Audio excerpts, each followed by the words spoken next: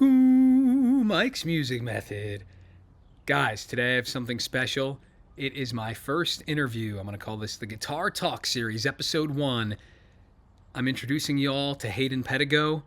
Amazing player. He's in that whole primitive style. Guy's really inspired by John Fahey. Awesome solo acoustic instrumental songwriter. And it's so cool to see him succeed. He tours with this stuff. He's been on NPR's Tiny Desk. Hayden is great. Go listen to the songs Carthage and Rained Like Hell, and I guarantee you'll be impressed or enjoy one of those songs. And check out this interview. I got a chance to sit down with Hayden, pick his brain. At first, we kind of just talked general stuff about music. Then we get into specifics about guitar playing. I had you all in mind when I asked him these questions. He gives some really unconventional but awesome advice. So without further ado, here's my talk with Hayden. All right. Hello. I'm Mike Malaro. I'm from Chicago, Illinois, and I'll wrestle anybody from Amarillo any day of the week. Today, I got Hayden Pedigo with us, the one and only. I'm excited to chat with him. Going well. We'll start with that. Hayden starts his shows with that, and I find that so interesting because I'm from Chicago, but I've lived all over the place, and I have no pride to the places that I live. Mm-hmm. And I feel like we're in such a transient generation. So speak to that, how you start your shows, and what's that all about? What's your Amarillo pride about? Yeah, so I start all my shows saying that I'm from Amarillo, Texas, and I kind of say it for two reasons. I think for one, Amarillo does not have the most rich musical history, and beyond that, people I've known who leave Amarillo, they have a sense of almost like embarrassment being from there.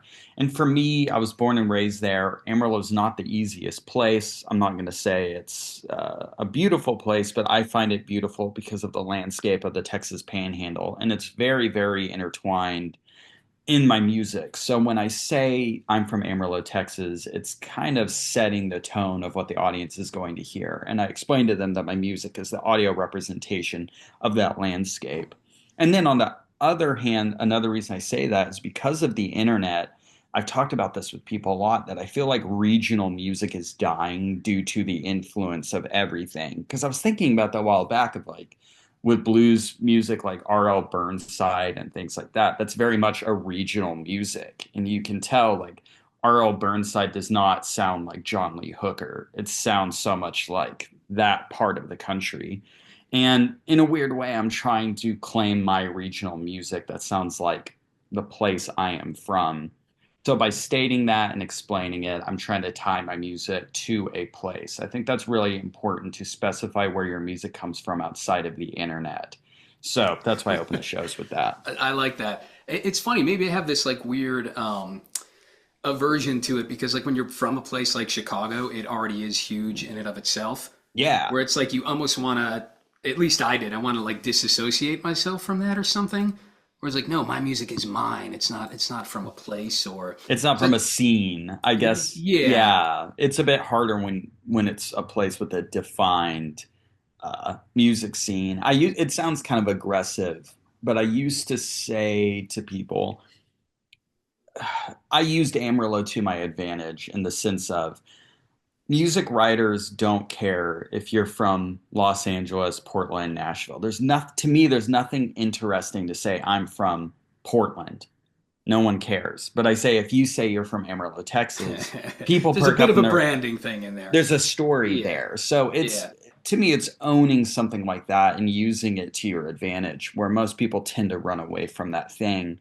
And I mean, you can see that with a lot of, Detroit artists. That's a bigger place, but acts that embrace Detroit. I mean, the White Stripes embrace Detroit. I think even to a certain point, I mean, you can look at a band like the Black Keys and they're from Akron, Ohio, which that isn't a prestigious place, but you can find a way to turn that into a positive. Yeah.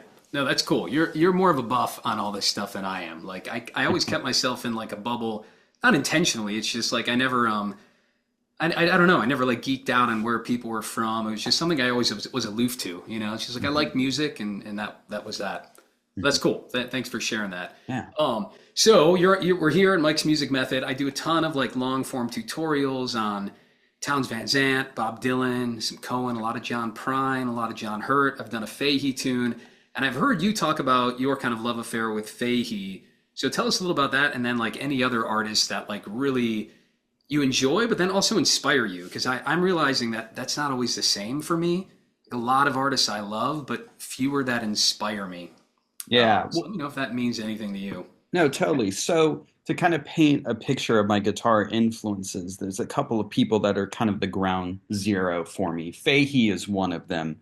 But if I go back before Fahey, if I had to pin down the one guitarist that changed my life and allowed me to continue playing guitar, because when I was 12 years old, I took very basic guitar lessons because I wanted to play guitar.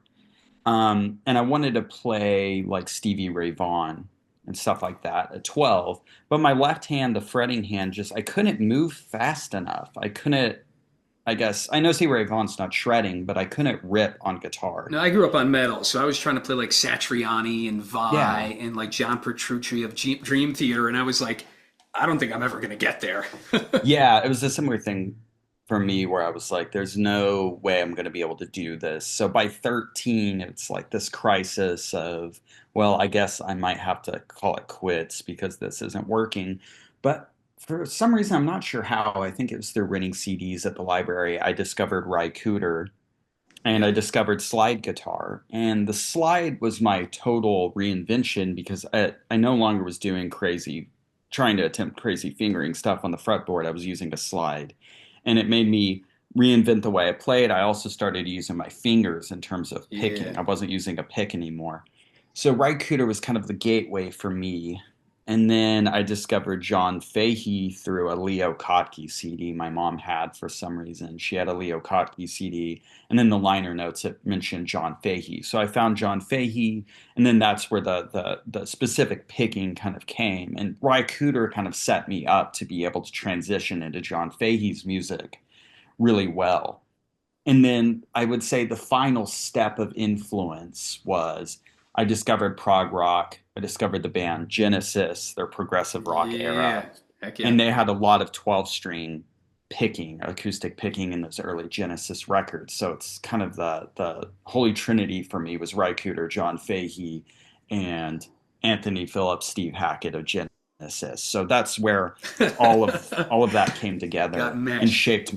shaped my guitar playing. But Fahey was really integral, obviously, because I still stand by the fact that John Fahey is the greatest writer for instrumental acoustic guitar ever. No one has ever bested Fahey. No comparison. No one's ever been close to it. I say it's We'd have not to up for argue over a discussion. drink, not right now. Yeah, but yeah, that's a huge one. Yeah, no, so innovative. That's awesome. Yeah, yeah, appreciate you sharing that. And I love that mixture of stuff because yeah, same with me. I don't know what I was in all this metal and then punk and then it was like a Cohen record in college. That song's a Leonard Cohen album and I was just like, "What?" And Yeah, like I had fingerpicked before, you know, everyone's heard like Blackbird at some point or like Dust yeah, in the Wind, but it was really that first Cohen record that I was just like struck by whatever that is, you know. yeah, Totally different form of art form almost. Uh, yeah. cool. So you already mentioned this a little bit, but I was going to ask, do you ever get like direct inspiration from things other than music? And I know you mentioned like landscape, and I find that really fascinating because, of course, like your passions and things in life inspire you. But I hear people say they're like inspired to songwrite by architecture and landscapes, and maybe I'm not that eccentric. So how does that happen? What does that mean to you? Well, it depends. For me, sometimes it's hard to explain influence, especially in my songs, because I do feel like I'm pulling from something kind of, I don't know, it's kind of intangible for me where it's hard to explain. I mean, definitely, like you said, the landscape thing, and I'm pulling from emotions and moods a lot, but I mean, it can even go into films and specific circumstances in my life. I don't have songs that are inspired by events. Like there's people ask me all the time what inspired this specific song, what was going on when you wrote it. And I can't give them a story of this song was inspired by this day and this thing happened. I feel like a lot of my songs are influenced in kind of a reverse order because the way I write, this is getting into me writing, but I sit down with my guitar and start playing around with tunings, and then I start poking around and picking out melodies. So I start assembling by, I jokingly say I write based off of something sounding cool. If you're writing and you Sure. think to yourself, that sounds cool, you follow that and start assembling it. And if my ear likes it, that's a good sign. So a lot of my inspiration with writing is off of I write as a listener, as if the music wasn't my own. What would I want to hear as a listener? Love So that. sometimes the influence is purely just out of a sense of creating and thinking something sounds cool. It's not very interesting sounding. It's not like a deep backstory of something that happened and I wrote a song. I'm just tinkering and I follow the creation and the sound if I like something. And then I tell people too that when I get hung up writing a song, like let's say I have half a song written and then I don't know where to go, I put the guitar down and for the rest of the day, let's say like if I'm washing dishes, I think of the song in my head. Like I play it back in my head and for some reason your brain is really good at filling in the pieces on a song. You pretend as if it's Indeed. an already existing song where you could in your head think of Wham's Last Christmas or something. You know where that song goes because you've heard it before. But with my own music, you listen to the song in your head as if it's already a pre-existing song. And you go, where does your brain think the song's going to go? And I've had that happen before. I'm like, oh, that's where it goes. That And is a great little songwriting trick right there. That's cool. yeah, yeah. Yeah. So off the instrument is a lot of how I finish writing is put the guitar down and think about it. Yeah, and I think even people who claim they don't have a great ear, to all you like aspiring pickers out there, like you do. You know what I mean? Everyone's heard like a million songs in their life, and it's like your brain knows melodies. So I Yeah. agree with you. When I'm songwriting, especially I'll do this like once a year, I'll do like a song a day project.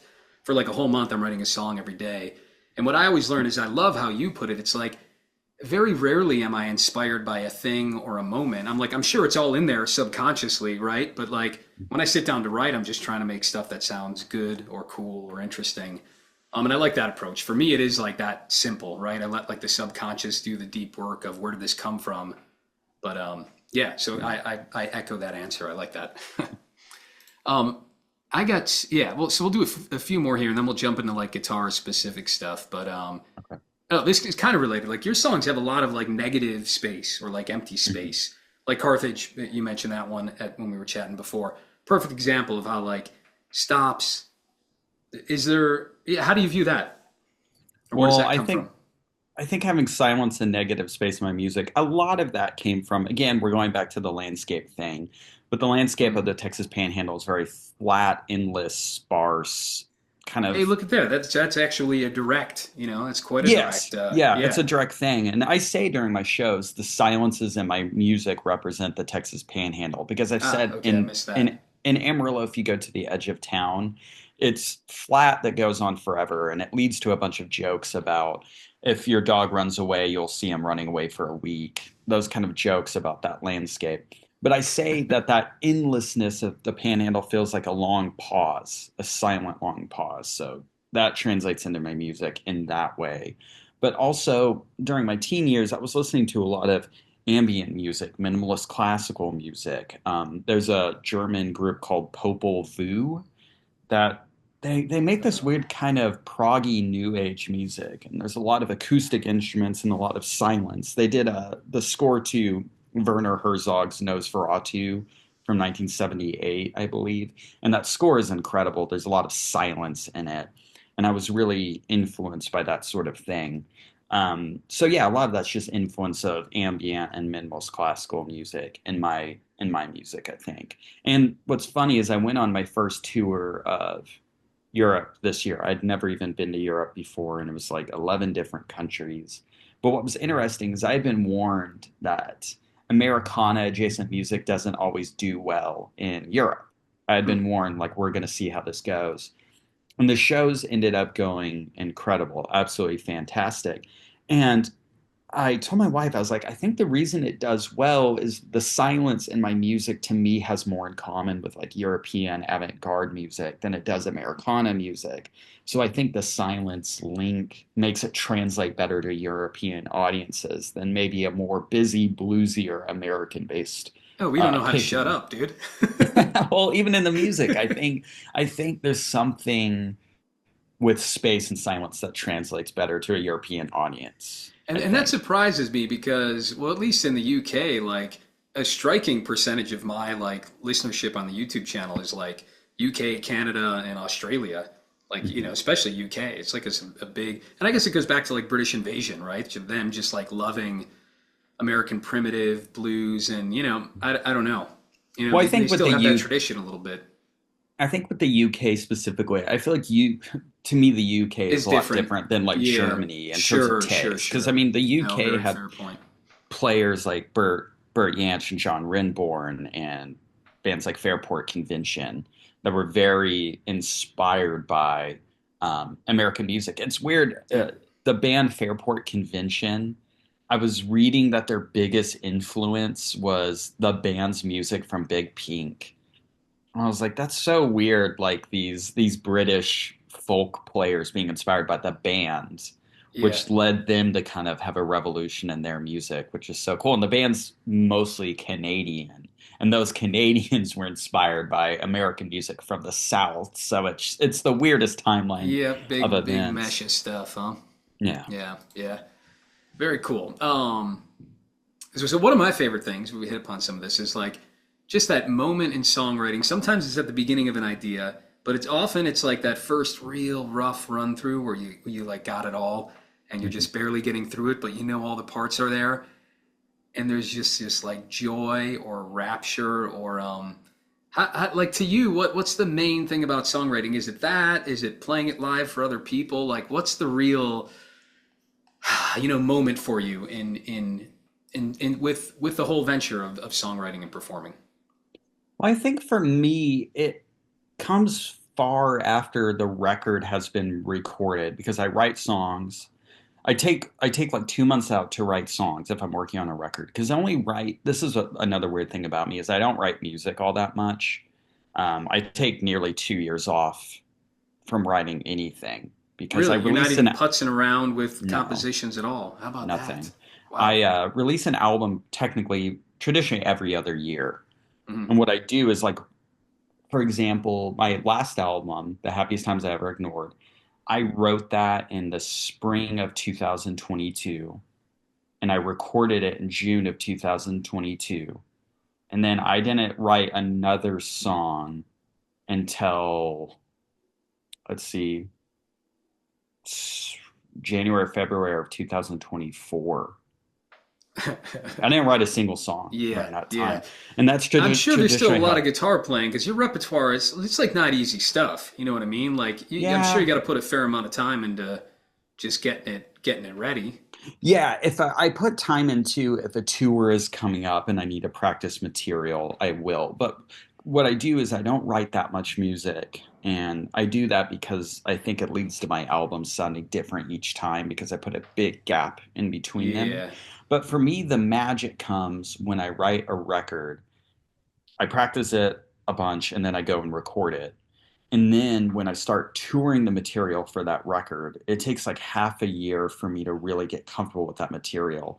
And then it's kind of like an unfortunate thing that I know all artists struggle with is you write material, you record an album, you tour it, and then 6 months into touring, you feel like the songs are actually where they need to be. But there's Sure. no way to time. I'm not saying the records are underdeveloped. That's how the songs are played, but the timing really gets honed in when I play it live. That's why I put out this most recent live record, is that was months and months and months of touring, and a bunch of people told me, "Wow, it's wild how different these songs sound." I'm like, yeah, it's because they're Yeah. actually at the point where I'm playing them the way I want to play them. But there's just no way to time that out with a record. I can't write it, then tour it for a year, and then record it. No, yeah, that's the coulda, woulda, shoulda, and that doesn't end because songs themselves are like slippery. There's times where I feel almost the opposite, where there's like a magic in the early demo that like that's hard to recreate almost. But Mhm. yeah, then the song it evolves. You get better at it. You may Yeah. tweak But the things. So joy, I hear you. I guess the answer, the joy in my songwriting comes when I'm playing it live at a point where I'm so comfortable with it, where I feel like I know the song, and then you can have fun with the timing and the space and the changes. That's when it feels incredible. Everyone listen to Hayden on that point. I'm always trying to teach people that, my students and people on the channel. It's like you there's so many ways to approach a song, but like your brain, you really got to go slow so your brain understands it. And only when you're like off the page and comfortable can you then like put that the emotion into it, the tone, the dynamics of it, and like you can't do all of that at once. So it's cool hearing you Yeah. say that. And this is like my might be offensive take that I probably offend people with this, but my big problem with a lot of modern guitar music, especially in the American primitive vein, is it's too rambly. I hate when I hear someone and it's like a rambling picking pattern. Like they're doing patterns, but there's no melody and there's no song. And I'm like, Yes. nobody can cover this. It's John not. Fahey. John Fahey. No, John Fahey had specific songs I mean, though. there were a couple songs that they There was a like. I'm lot just of teasing you. I'm songs. just teasing you. But like, Robbie Basho is the one that he didn't write a lot of songs, in my opinion. He did a lot of rambling, long, 20-minute long things on a 12 string. But I've yeah, always said, if you're writing for instrumental guitar, write a song, write a melody, write a specific strict. The melody should be unchangeable, and the experimentation should come with your timing. Have fun with the timing, mm, but write a song. Like, no one yes, wants to hear 17 minutes of rambling patterns. There's some no. people, but for me, I want to hear a defined melody, a song. Yeah, amen. I love that. And that's fun. I mean, you can ramble on your couch at home, but I agree with you. When you go out and you record a song or perform a song, yeah, I want to hear a melody. Yeah. And so yeah, that's something I talk about too. Like if you're going to sing like a John Prine song, sure, you can dial in your picking pattern because that's the accompaniment, and then you're Hmm. singing the melody. But yeah, the Yeah. moment you go into solo guitar, it's like your guitar also has to be doing that vocal melody. You're no longer singing. Yeah. Otherwise, Yeah. it just gets redundant real fast. Yeah. Cool. All right, I'm going to fire some false binaries at you. Are you ready? Yeah. Ready for a false binary moment? All right, reverb. Is it a musician's best friend or just a black hole to completely lose your song in? No, I love reverb. I mean, but my taste is I love records. You know the label Windham Hill? No. They were a new age label started in the late 70s by this guitar player Will Ackerman, who's one of my favorite Oh, guitar Ackerman's great. players. Yeah, I know Yeah. Ackerman. Yeah, yeah. Yeah, Wyndham Hill was Oh, his label, I got and to check that out. Yeah. he released his own records, and he also released his cousin's records. Alex DeGrassi is Will Ackerman's cousin. Alex DeGrassi is another great player, but those Wyndham Hill records and even this label ECM, they're known for just having like this very new agey reverb kind of tone on acoustic instruments. And I love reverb on the acoustic guitar. When I play live, my 12 string will have a long reverb trail. Yeah. And I love new agey ambient sounding acoustic guitars. And my live record has reverb on it. When we did the mixing of that live record, the studio that mixed it had an actual giant plate reverb. And they put it on my Cool. acoustic guitar because I didn't want a dry sound. So it has this nice, pretty ambient reverb on there. I'm a big fan of reverb. Yeah, it goes back to that your first EP too, right? Or that 2015 record you put out, also like pretty reverb heavy too. Yeah, totally. Yeah. A band I love that obviously not guitar music at all, but like, man, when I'm in the mood, Beach House is just the Oh, best. Just yeah. that, oh, Yeah, you that couldn't get more reverbed out, you know? for sure. Yeah, Yeah. even that record they have Bloom that has the live drums on it. The drums just sound just like these reverb soft Yeah. smacks on the drums, and it's really nice. Yeah. All right. Yeah, take a sip of coffee. I've been making you talk too much. All right, another false binary. Long revisions or capture the essence in one creative burst. In terms of recording, Writing, let's say. I mean, I tweak my songs quite a bit during the writing process. I mean, it's to me, I view my writing as carving a piece of furniture or something.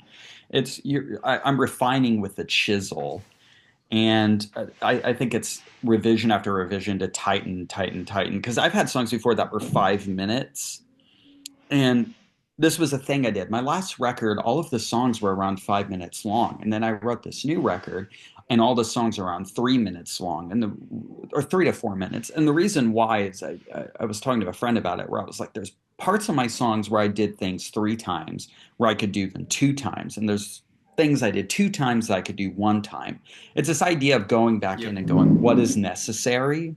And if you feel like something's unnecessary or you're just doing something again just cause, try removing it and see what happens. It's hard to edit your own work, so I hear you. You know, even Yeah. writing a book or playing music, man, cutting up your little babies is tough. It's tough. I'm a huge fan of editing. I need to look up this quote. Let me look this up. Um, I have to find this. There was a quote. see.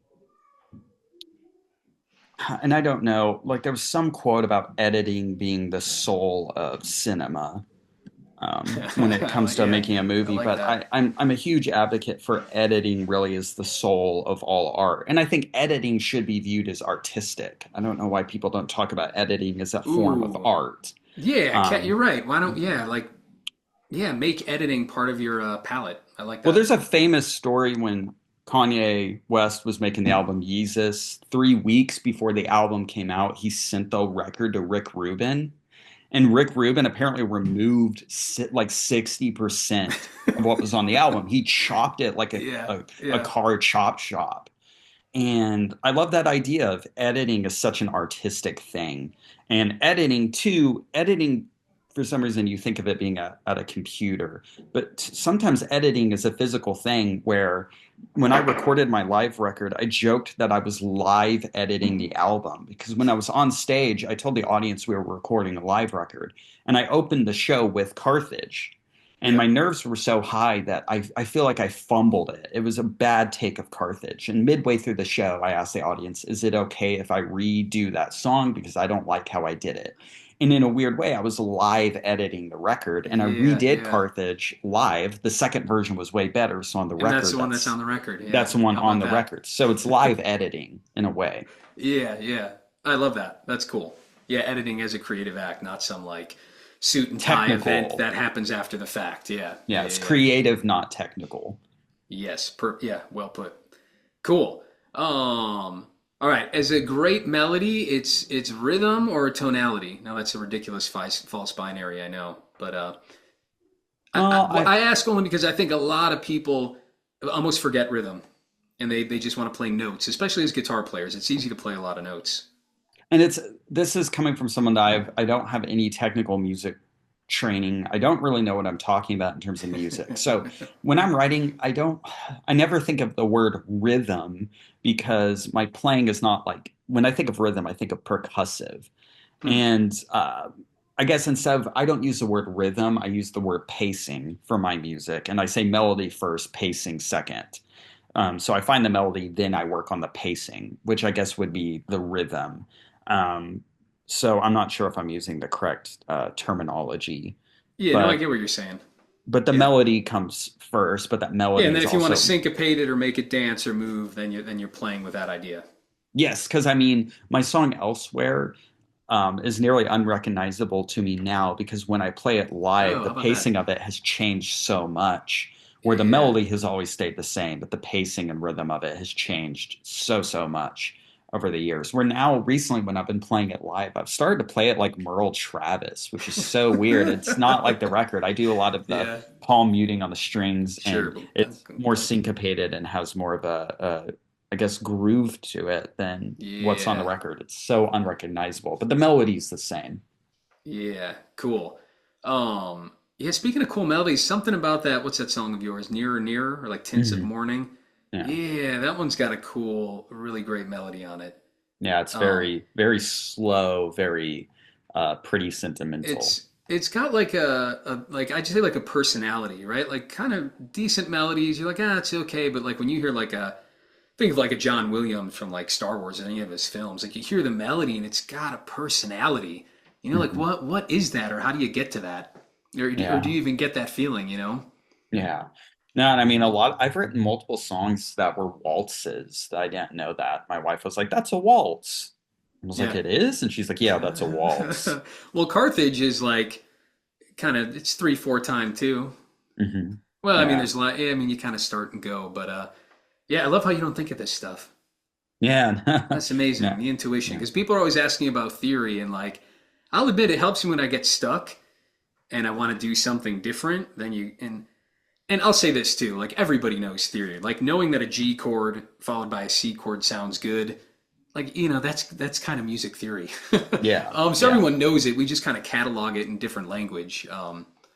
But I love that how much of your playing and writing is intuition. That's super Yeah, cool. because I mean, I don't write my music down. The only thing is when I'm writing a song, I do parts by recording it on my iPhone voice memos for reference, but there's Yeah, nothing being written down. And Yeah, it's just all by ear. The writing is completely by ear and just putting it together with iPhone voice memos, and then I have this song. Yeah, that's my approach too. Now, when I'm teaching it, that's when I get to writing it down. But yeah, I agree with you on that.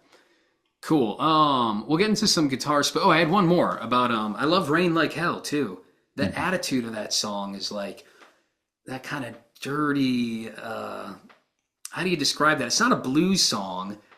I've said it's like an apocalyptic blues. It's Ooh, like yeah. a death blues thing. And what's weird is that song is unrecognizable to me now because the Rain Like Hell is on my record Letting Go, and it's played on an acoustic guitar. The version that I view as the actual version of the song now is on my live record, where I'm playing it on an electric and it's way heavier. Yeah. Where the original I album do version, like that one. I hear it now and it sounds stiff. It sounds so rigid and stiff.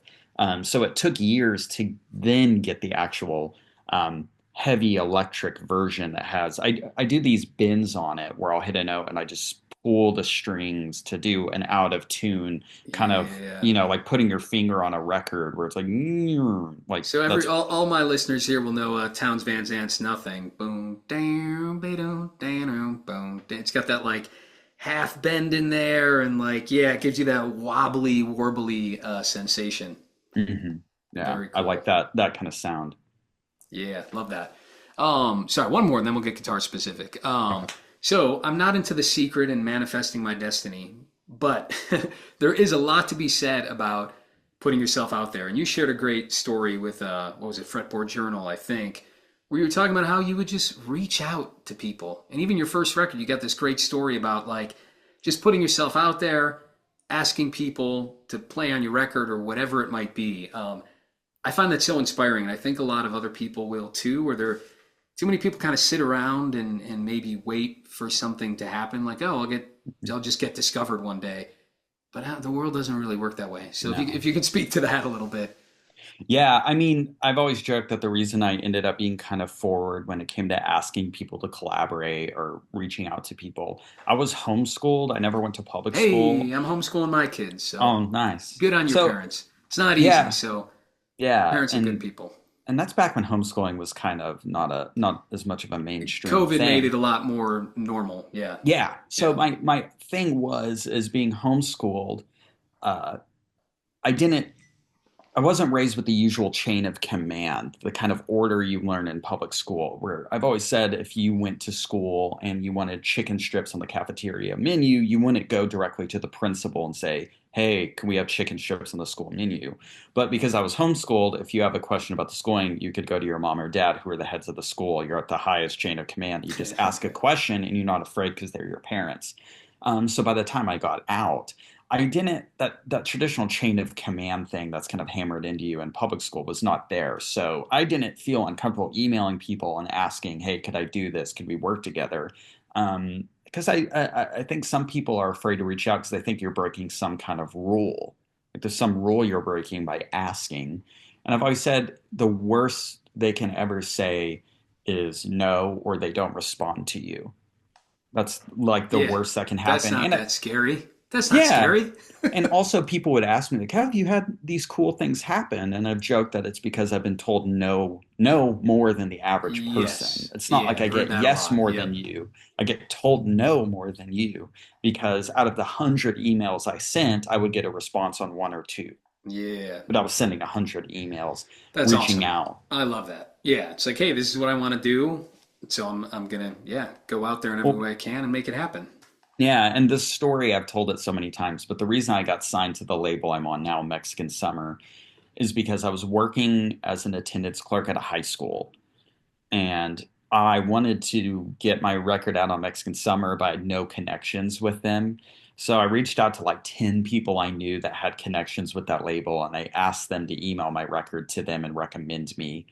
And doing that, it led to the head of the label reaching out, and he was like, "Hey, it's so weird. I've had like 10 people recommend your album to me." I was like, "Oh, Social that's why." capital. That's I was like, "Oh, awesome. that's wild." I didn't. I maybe played kind of dumb, but that was the only way I could get Wonder them to why. reach out because they didn't Yeah. respond to demo emails. Yep. Yep. I love that. That is awesome. All right, guitar specific. Do you always use the finger picks? I Yeah. hate the finger picks. I tried for a while and it's just scratchy and like it's also just I like the sensation. I love playing a nylon string. There's something Yeah. the tactile sensation and feedback of my fingers. So why the picks? I started using the finger picks when I was 15 or 16, I think. Um, I really liked the clarity and the volume. Yeah, And volume's there's a big this, one.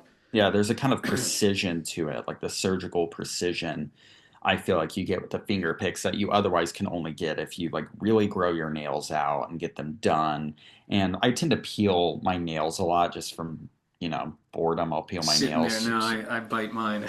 So nails were out of the question. So Yeah. finger picks became a thing. And it's funny, I get people asking me this all the time that I didn't realize this was abnormal. But when I pick, I use my ring finger, middle finger, and thumb. And You don't I use your didn't, pointer at all. no, no Oh, pointer at you're the all. anti-Merle Travis.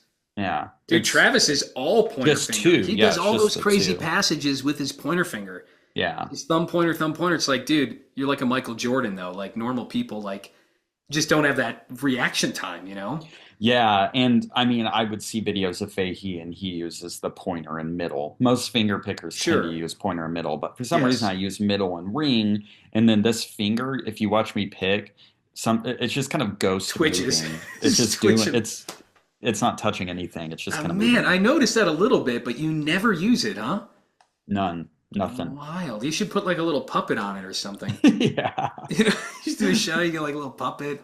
You that's know, not a what bad else is he idea. doing? The puppet finger.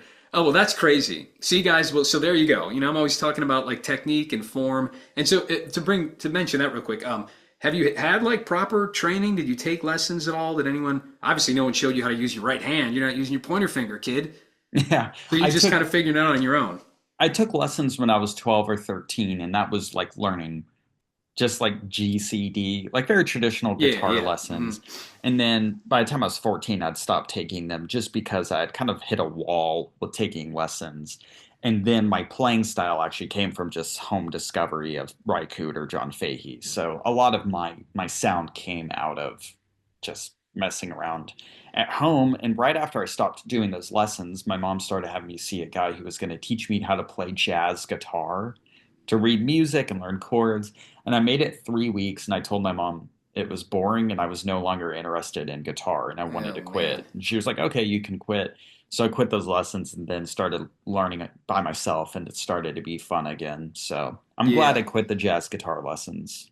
As a music teacher, I teach piano too, much more of a guitarist, but you'll get that a lot, man. You know how many times I've heard people quit, you know, piano because they had the classical teacher where they had a sight Hmm. read and, you know, their friends were playing a pop song and they had no idea how to do that. So with you, if you're, and you don't read tab, is this true? You don't Mm. like, Well, I no, mean, you because I mean, can, but I could I could probably figure it out, but I mean, I haven't used.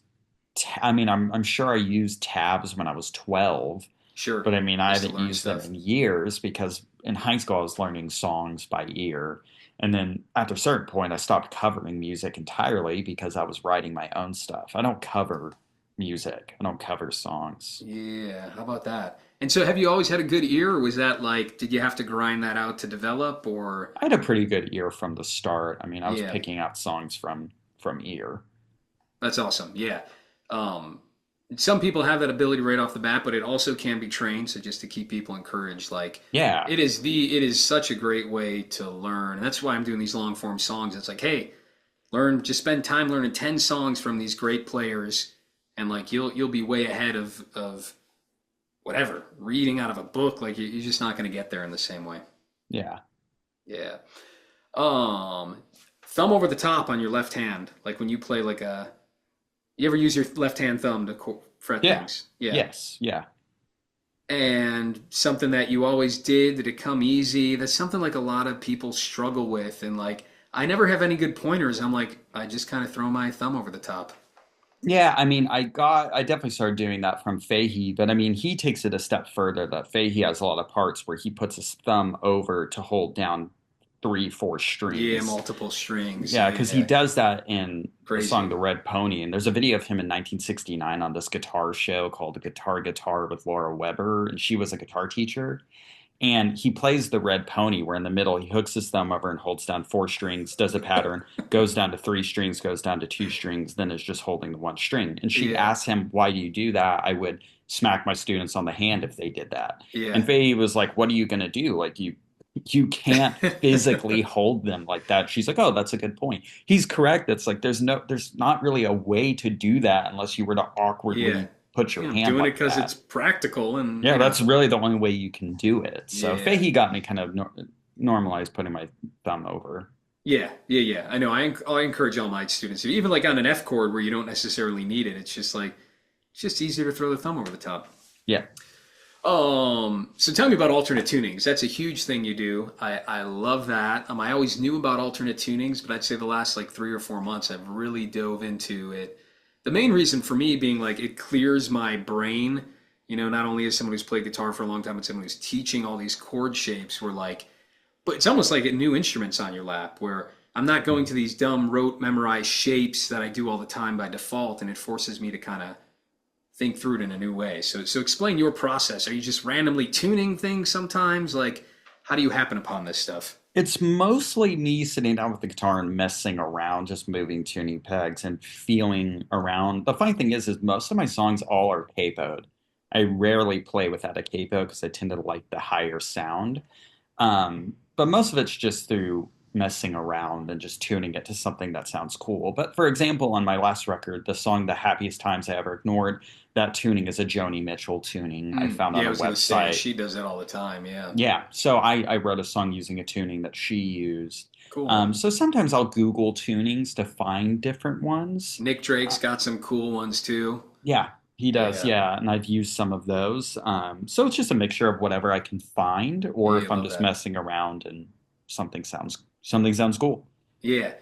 What does your practice look like? Like, do you sit there? Are you ever sitting there doing scales or technical No. stuff, or you're just always composing or working on something you've already written? No. I mean, this is another thing I disagree with a lot of people on is I'll see videos of people saying you have to practice every day. I don't practice every day. I actually don't play my guitar all that much. I'm a firm believer in I only play guitar when it's fun. If I pick up the guitar and it's boring, after 10 minutes, I put it down. I don't believe in playing the guitar when it's boring, ever. Um, Everyone's like wants to reach through the screen and strangle you right now. By the way, when I it's post this, people are just gonna want to go, "Damn you!" there's that meme where it's a comic of Jesus and it shows like these like Pharisees pointing at him and it says they hated him because he told the truth and it became a meme. But Yeah, that's yeah, the yeah. thing No, of is I course. would I'm a huge advocate of making the guitar fun. And I write when I need to write a record, and then I take 2 years off and I don't write anything because I Yeah, don't yeah. want to write anything. I don't I don't have to write music all that much. And I'm not saying people shun it. If you have that level of creative burst where you're just writing, that's cool. But I don't write all that much. I don't practice all that much. I practice if a tour is coming up. I'll just run through the material 2 weeks before the tour. But a lot of All my right, we're ending growth this is interview. We're ending this interview, Hayden. it's done. My No, practicing that's comes awesome. 2 weeks before a tour. And then to me, my improvement as a player comes on tour. That's when I get better. It's not at Yeah, home. I don't get yeah. better as a player at home unless I'm writing. Then that's where the technical changes come as I discover new things. But um, I just I'm just not into practicing. See, here we go, guys. There's no straight way here. Music is an art form after all. Who And would it have should be thought? Who fun. would have thought? It should be fun. Yeah.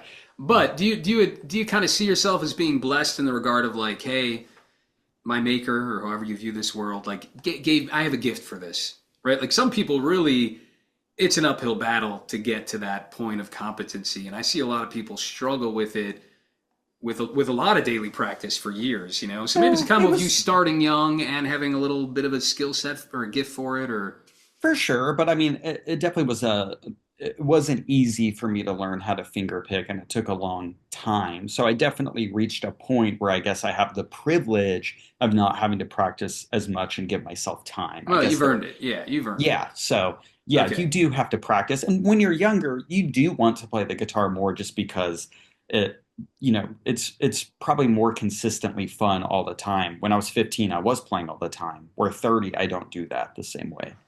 Yes, and I think again, a hard truth.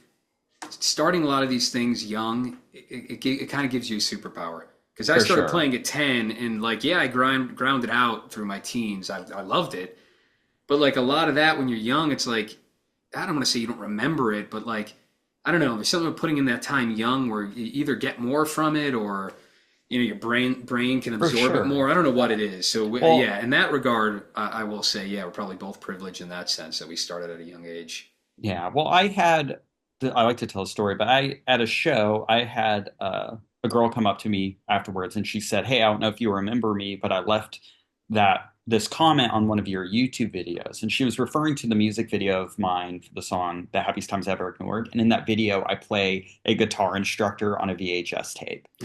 And it's fun because that video has like sheet music Everyone on check out it. Hayden's YouTube, by the way. His albums are great, but he's also got some pretty funny stuff out there. Yeah, it's a funny video, and it's me being this like fake guitar instructor while the song plays. And at one point, there's a little pop-up that says, "Go easy on yourself. You're doing great."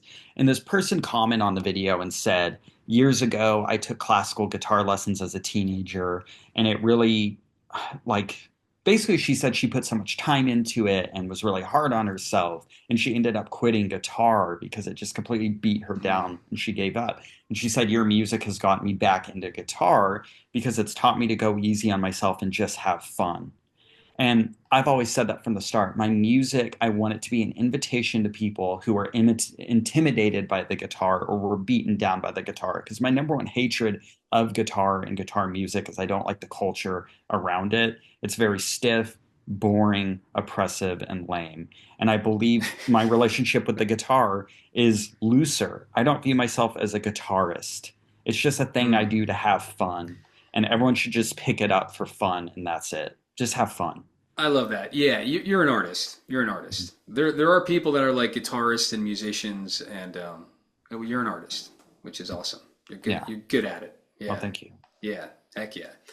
A lot of cool stuff in there. It should be fun. That's always my goal as a teacher too. So I love that emphasis of like, yeah, we're here to have fun.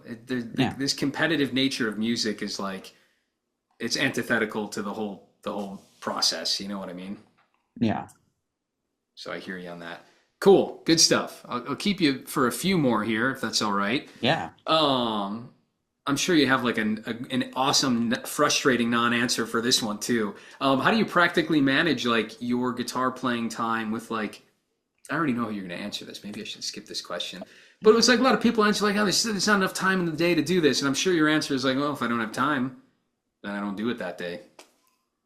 Yeah. But like I said, I'm not necessarily practicing. I'll Yeah. practice right before a tour starts and then get better on the road. But I have plenty of time to play guitar, but I sometimes it's a creative move on my part to not play it. Yeah, so it's just an Don't, internal decision. It's not like you have a system set up for like, no. yeah. Only with tours or when I'm writing a record. If I have a tour coming up, I will practice. If I know I have to write a record, then I will take a month to 2 months to Yeah, write. when you have a forced deadline. Yeah, that's it. That's the Yeah, only yeah, yeah. schedule I have with guitar. Cool. All right. I'm not a gearhead, so I'm interested in how like other people think about this stuff. Like again, when you're writing a song, are you just kind of after the song or are you really considering timbre? I know people can be so obsessed with the tone of this, the strings, a type of pedal, a type of reverb, or whatever it may be. Is that if that enters your process, when, or maybe it doesn't? Well, I mean, when I'm writing, I'm mainly just focusing on the song itself. I'm not quite at the point where I'm thinking about how I want it to sound on the record. I work out just the song first and foremost before I ever consider like, am I going to play this on acoustic guitar or electric guitar? Is there going to be echo on it? Is there going to be, but for example, this new record I just recorded, I recorded it out in California with my friend Scott Hirsch producing it. I went out there with my acoustic, which is a custom made by this brand, this guitar maker, Opus Acoustic out of Australia. Brand new guitar, really beautiful, has that new guitar sound. It just sounds beautiful. I went out there to record the record. I show up to the studio, and he was like, "Hey, I have this 1930s Martin that my friend has. Would you want to record the record with it?" I was like, "Sure." So I didn't even Yeah. get my guitar out of the case. I just grabbed this new guitar I'd never played and recorded the Yeah. record on it. So I'm flexible. Like I'm not dead set on a sound. I was like, oh, let's do the record on this old guitar and see what happens. And it worked out great. Yeah, yeah, I love that. I feel the same way. The guitar I play more than any that I have, and I was gifted a very nice one recently. Thank you. But it's this crappy nylon string Yeah. that like a friend gave me in high school that she painted.